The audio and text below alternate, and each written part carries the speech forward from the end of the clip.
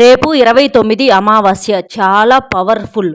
ఈ రోజున మీరు మర్చిపోకుండా ఈ 2 వస్తువులను గనక మీ ఇంటికి తీసుకొచ్చుకుంటే, ఆ వస్తువుల రూపంలో లక్ష్మీదేవి మీ ఇంటిలోకి అడుగుపెడుతుంది. దానివల్ల మీరు అపారమైనటువంటి సిరి సంపదలతో పాటుగా మీరు కోరింది కోరినట్టుగా జరుగుతుంది. కటిక పేదవాడు కూడా కుబేరుడిగా మారేటటువంటి అవకాశము చాలా తక్కువ ధరలో దొరికేటటువంటి ఈ వస్తువులతో మీ సుడి తిరిగి మీరు పట్టిందల్లా బంగారం అవుతుందని చెప్పటంలో ఎటువంటి సందేహము లేదు.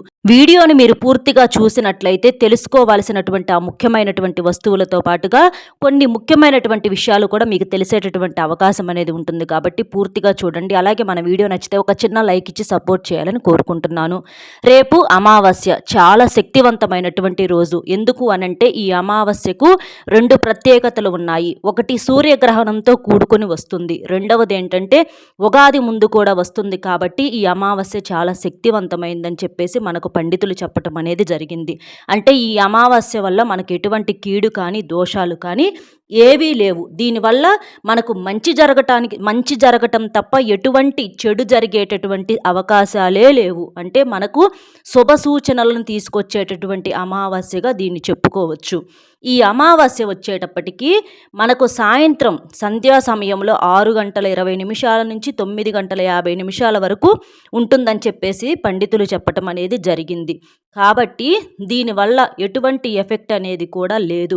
అంటే ఇల్లు శుభ్రం చేసుకోవటము, ఏదన్నా పట్టు విడుపు స్నానాలు ఉంటాయి కదా, అలాంటివి ఏమైనా చేయటము, గరిక వేసుకోవటము, ఇలాంటివి ఏమి మనం చేయాల్సినటువంటి పనేమీ లేదు. మామూలుగా ఉంటే సరిపోతుంది. ఎందుకంటే సాయంత్రం కాబట్టి దానివలన మనకి ఎఫెక్ట్ అనేది ఏమీ కలగదనమాట. కాకపోతే గర్భిణీ స్త్రీలు ఒక్కరు మాత్రం కాస్త జాగ్రత్తగా ఉంటే సరిపోతుందని చెప్పేసి ఇక్కడ చెప్పటం అనేది జరిగింది.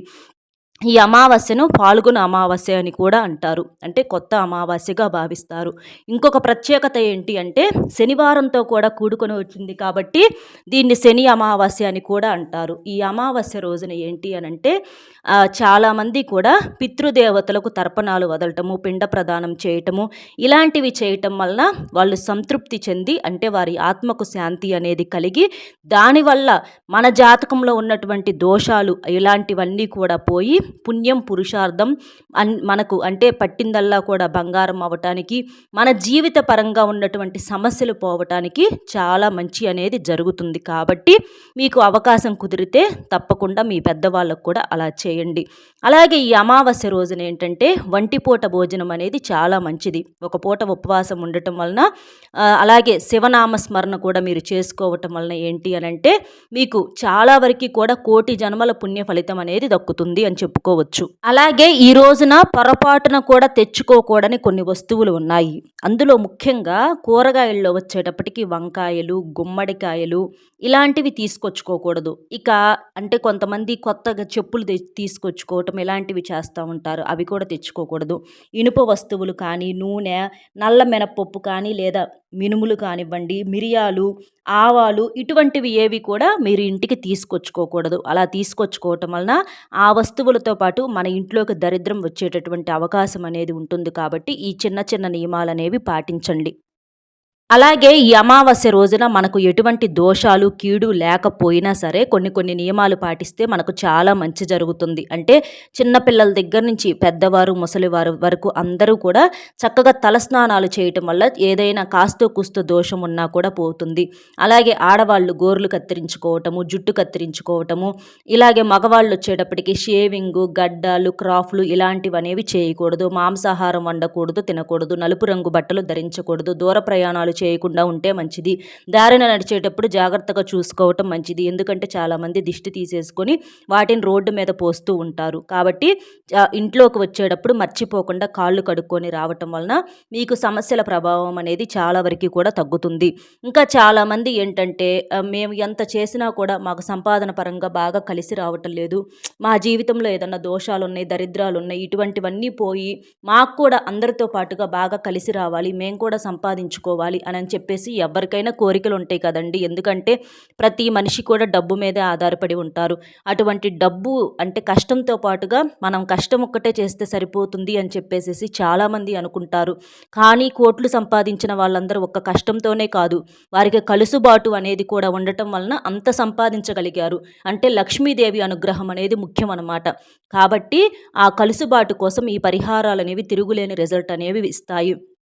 రేపు మీరేంటంటే మర్చిపోకుండా లక్ష్మీదేవికి కూడా అంటే అమావాస్య అంటే ఇష్టం కాబట్టి ఆ అమ్మను మందార పువ్వులతో అలంకరించి లేదా మీకు ఇష్టమైనటువంటి పూలు ఏవైనా సరే గులాబీ పువ్వులతోనైనా మందార పువ్వులతోనైనా అంటే మందార చెట్టు కూడా మనకు దేవతా వృక్షం కాబట్టి అలా సమర్పించేసి ఆ అమ్మ ముందల ఒక చిన్న దీపారాధన చేసుకొని అంటే ఒక అరటిపండు కానీ లేకపోతే ఏదన్నా ఒక చిన్న బెల్లం ముక్క ఇట్లా ఏదో ఒకటి మీకు తోచినంతగా మీరు సమర్పించటం వలన మనకి జాతక పరంగా ఉన్నటువంటి దోషాలు పోయి ఆ అమ్మ ఆశీర్వాదం అనేది మనకు కలిగి మనం కూడా అందరితో పాటు బాగా సంపాదించుకోవటానికి అవకాశం అనేది ఉంటుంది. అలాగే మన స్థితిగతులు అనేవి సరిగా ఉండి గ్రహాలు ఏంటంటే మనకు సరిగ్గా అనుకూలించవండి. నవగ్రహాల్లో కూడా దోషాలు అనేవి ఎక్కువగా ఉంటాయి. చాలా వరకు కూడా మన సమస్యలు ఏంటంటే గ్రహస్థితి అనేది సరిగ్గా లేకపోవటం వల్లనే మనం ఇంత అష్ట కష్టాల పాలైపోయి అప్పుల పాలైపోయి ధనపరంగా అనారోగ్య సమస్యలతోటి కుటుంబ కలహాలతోటి చాలా ఇబ్బంది పడిపోతూ ఉంటాము. కాబట్టి అటువంటి గ్రహస్థితిని సరిచేసుకోవటానికి కూడా మీకు ఇలాంటి చిన్న చిన్న పరిహారాలు అనేవి చాలా అద్భుతంగా పనిచేస్తాయి. అదే మనం బయట అంటే చాలామంది పెద్ద పెద్ద గురువుల దగ్గరకు వెళ్ళి సంప్రదిస్తూ ఉంటారు. మాకు ఇంటి పరంగా కలిసి రావాలి, డబ్బు పరంగా అసలు కలిసి రావట్లేదు, బాగోవట్లేదు, ఇంట్లో ఏదన్నా దోషాలు ఉన్నాయా అది ఇది అని చెప్పేసేసి చాలా డబ్బు ఖర్చు చేస్తూ ఉంటారు. వారు చెప్పేటటువంటి పరిహారాలు కూడా సింపుల్గా ఇవే ఉంటాయండి. కాబట్టి మనం ఇక్కడ చాలా సింపుల్గా మన చేత్తో మనం స్వయంగా చేసుకునేటటువంటి పరిహారాలు కాబట్టి మనకు తిరుగులేని ఫలితాన్ని అనేవి ఇస్తాయి, పైసా ఖర్చు లేకుండా. ఈ అమావాస్య రోజున ఏంటంటే ఈ వస్తువులను మనం ఇంటికి తీసుకొచ్చుకోవటం వలన ఆ వస్తువుల రూపంలో మన ఇంట్లోకి లక్ష్మీదేవి కోట్ల రూపాయలతో అడుగు పెడుతుంది అని చెప్పేసేసి మనకు శాస్త్రాల్లో చెప్పటం అనేది జరిగింది. ఇందాక మనం చెప్పుకున్నట్లుగా తెచ్చుకోకూడని వస్తువులు అలాంటివి తెచ్చుకోకూడదు. మరి తెచ్చుకోవాల్సిన వస్తువులు కూడా ఉంటాయి కదా, అలాంటివి తెచ్చుకోవటం వల్ల ఏంటంటే మన ఇంట్లో ఎప్పుడు కూడా డబ్బులు అంటే బీరువాలో డబ్బులు ఉండటము, చేతిలో ఎప్పుడు కూడా డబ్బులు ఉండటము, అప్పుల సమస్యలు లేకుండా ఉండటము, కోటేశ్వర్లకు కోట్లు ఉన్న మనకు మన ఖర్చులకు సరిపాను మన డబ్బు పరంగా సంపాదన రెట్టింపు అవ్వటం కోసము ఇటువంటి వాటికి చక్కగా ఇవి ఉపయోగపడతాయన్నమాట. అంతేకాకుండా మనకి అంటే ఏదైనా కొనుగోలు చేసుకునేటటువంటి అవకాశాలు కూడా ఉండి ఒకరి దగ్గర అప్పు తీసుకునే స్థాయి నుంచి ఒకరికి అప్పు ఇచ్చే స్థాయికి ఎదుగుతామని చెప్పేసేసి మనం చెప్పుకోవచ్చు. అంత శక్తివంతమైనటువంటివి ఈ వస్తువులు. ఎందుకంటే అమావాస్య చాలా శక్తివంతమైనది. అమావాస్య రోజుల్లో చేసుకునేటటువంటి పరిహారాలకు తిరుగు అనేది ఉండదు కాబట్టి పరిహారాలు చేసుకునే వాళ్ళందరూ అమావాస్య కోసం ఎదురు చూస్తూ ఉంటారు. ఈ రోజున మనం ఏ పరిహారం చేసినా కూడా మనకు అద్భుతంగా సిద్ధిస్తుంది, అద్భుతమైనటువంటి ఫలితం త్వరగా వస్తుంది. కాబట్టి ఆ రోజున గుర్తు పెట్టుకొని ఇప్పుడు నేను చెప్పే వస్తువుల్లో 2-3 వస్తువులు తెచ్చుకున్నా మీకు సరిపోతుందన్నమాట. అందులో మొట్టమొదటిది వచ్చేటప్పటికి రాళ్ల ఉప్పు ప్యాకెట్, గల్లులుప్పులు అంటారు, రాక్ సాల్ట్ అంటారు. ఇట్లా రాళ్ల ఉప్పు అనేది మనకు కావాలన్నమాట. అది ఒక చిన్న ఒక 10 రూపాయల ప్యాకెట్ తీసుకొచ్చుకోండి. ఎందుకంటే ఉప్పు లక్ష్మీదేవి స్వరూపం, సముద్ర గర్భం నుంచి మనకు ఉప్పు పుడుతుంది కాటాన. కాబట్టి ఉప్పును తీసుకొచ్చుకుంటే ఆ రూపంలో మన ఇంట్లోకి లక్ష్మీదేవి వస్తుంది, మన అప్పులు అనేవి తీరిపోతాయి, మనకు ఆర్థికంగా బాగా కలిసి వస్తుంది. కాబట్టి ఉప్పు ప్యాకెట్ ఒకటి తెచ్చుకోండి. అలాగే బెల్లం ఏంటంటే తీపి వస్తువు, లక్ష్మీదేవికి నివేదన చేయబడినటువంటి వస్తువు కాబట్టి బెల్లం తీసుకొచ్చుకోవటం వలన బెల్లం రూపంలో కూడా మనకి మన గ్రహస్థితులన్నీ కూడా ఏదన్నా దోషాలు ఉన్నా కూడా అవన్నీ పోయి మనకు బాగా కలిసి రావటానికి బెల్లం అనేది చాలా శక్తివంతంగా ఉపయోగపడుతుంది. పసుపు మంగళకరమైనటువంటి వస్తువు, శుభప్రదమైనది. ప్రతి శుభకార్యంలో కూడా మనము పసుపును ఉపయోగించుకుంటాము. అంటే మనకి ధనధాన్యాదాలకు సిరి సంపదలకు లోటు లేకుండా పసుపు అనేది ఇక్కడ చాలా శక్తివంతమైనది. లవంగాల ప్యాకెట్ చిన్నది ఒకటి ఉంటుంది కదా, అది తీసుకొచ్చుకోండి. లవంగాలు ఏంటంటే లక్ష్మీదేవి రూపాలుగా చెప్పుకుంటారు. లవంగాలను తీసుకొచ్చుకోవటం వలన మన జీవిత పరంగా ఉన్నటువంటి కష్టాలు సమస్యలు పోయేటటువంటి అవకాశం అనేది ఉంటుంది. యాలుక్కాయల ప్యాకెట్ ఒకటి చిన్నది తెచ్చుకోండి. ఆకుపచ్చ రంగు యాలకులు ఏంటంటే ధనాకర్షణకు బాగా ఉపయోగపడతాయి అన్నమాట. కాబట్టి అవి కూడా తీసుకొచ్చుకోండి. ఇక ధనియాలు కూడా ఒక చిన్న ప్యాకెట్ తెచ్చుకుంటే సరిపోతుందండి.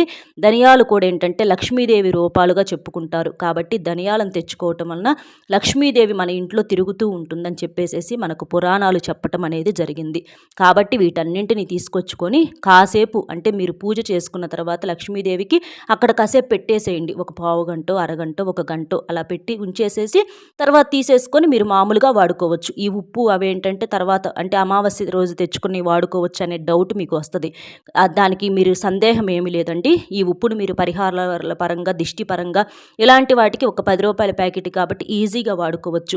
మిగిలినవన్నీ కూడా మీకు పరిహారాల పరంగా కానీ, ఇంట్లో కానీ వాడుకోవచ్చు. దానివల్ల ఎటువంటి నష్టము అనేది ఉండదు. ఇది గుర్తుంచుకోండి.